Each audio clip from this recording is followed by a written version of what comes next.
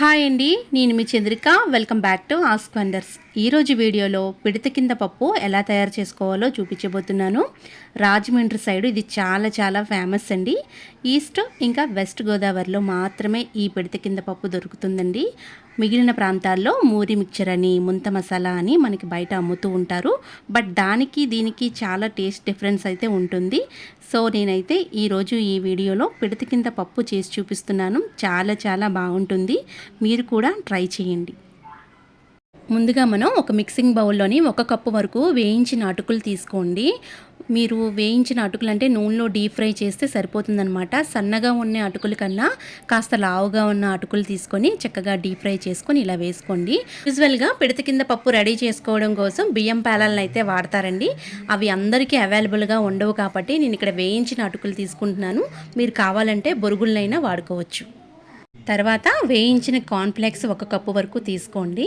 మనకి ఇవి పాలల్లో వేసే కార్న్ఫ్లెక్స్ కాదండి. సూపర్ మార్కెట్లో మామూలు కిరాణా షాపుల్లోని ఈజీగా అవైలబుల్గా దొరుకుతాయి అన్నమాట. వాటిని తీసుకొని డీప్ ఫ్రై చేసుకుంటే సరిపోతుందన్నమాట. ఇలా క్రిస్పీగా చక్కగా వేయించుకున్నవి తీసుకోండి.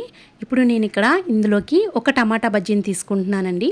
టమాటా బజ్జీ మనకి బయట దొరుకుతూ ఉంటుంది. కాకపోతే మనకి ఎప్పుడు కావాలంటే అప్పుడు చేసుకోవడం కష్టం కదా. అలాంటప్పుడు ఇంట్లోనే మనం టమాటా బజ్జీని శనగపిండితో చక్కగా వేయించుకుంటే సరిపోతుంది. ఒకవేళ ఇది కూడా కష్టమే అనుకుంటే మీరు టమాటా బజ్జీ లేకపోయినట్లయితే పకోడీ అయినా వేసుకోవచ్చు, బయట దొరికే మిర్చి బజ్జీ అయినా వేసుకోవచ్చు అనమాట. మొత్తం టమాటాతో పాటు ఈ బజ్జీ మొత్తాన్ని కట్ చేసి వేసేసుకోండి. ఇప్పుడు ఇందులోకి కాస్త ఉల్లిపాయ ముక్కలు వేసుకోండి. అలాగే వేయించిన పల్లీలు కూడా వేసుకోండి. ఇందులోకి కాస్త కొత్తిమీర, అలాగే దీంట్లోకి 1/2 టీ స్పూన్ వరకు కారం వేసుకోండి. అలాగే 1/2 టీ స్పూన్ వరకు సాల్ట్ని కూడా యాడ్ చేసుకోండి. ఇప్పుడు ఇందులోకి 1/2 టీ స్పూన్ వరకు చాట్ మసాలాను కూడా వేసుకొని ఒక చెక్క నిమ్మబద్దని చక్కగా పిండేసేయండి. చాలా బాగుంటుందన్నమాట. ఒకసారి వీటన్నిటినీ కూడా చేత్తో బాగా మ్యాష్ చేసుకుంటే పిడత కింద పప్పు అనేది రెడీ అయిపోతుందండి. ఒక పేపర్ని తీసుకొని కోన్ షేప్లో చుట్టేసుకొని చక్కగా ఈ పిడత కింద పప్పుని అనేది మనము సర్వ్ చేసుకుంటే బాగుంటుందన్నమాట. ఇందులోకి పైనుంచి కాస్త ఉల్లిపాయలు, కాస్త కొత్తిమీర, వేయించుకున్న పల్లీలు కూడా ఉంటే మళ్ళీ ఒకసారి వేయించుకొని సర్వ్ చేసుకుంటే చాలా బాగుంటుందండి.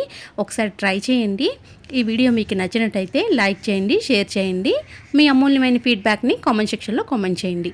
మరిన్ని వీడియోస్ కోసం మా ఛానల్ని సబ్స్క్రైబ్ చేయండి. Thank you for all.